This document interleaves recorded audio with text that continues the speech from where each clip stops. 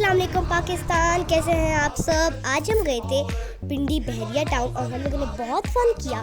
वहाँ पे हम जू गए थे बहरिया टाउन में। और एक बात याद है कि आप कभी भी किसी एनिमल को तंग ना कीजिएगा, उनको कोई ऐसी चीज़ ना खिलाइएगा और उनके जो है डिस्टर्ब ना कीजिएगा, इससे वो हार्मफुल हो सकते हैं और हमें भी जो है हार्म कर सकते हैं। तो मैंने अपने भाई को समझाया कि ऐसा आप ना कीजिएगा, आपको लग सकती है। हम तो बड़े, हमें आ जाता है समझ, लेकिन वो तो छोटा, उसे समझाना पड़ता है।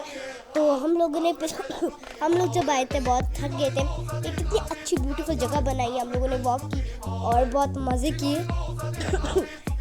और ये जो वाइल्ड एनिमल्स थे, लॉयन और ये मंकीज़, ये तो हाँ हटा दिए थे कॉज ऑफ कोविड-19 virus. And meet you next video. अल्लाह हाफिज़।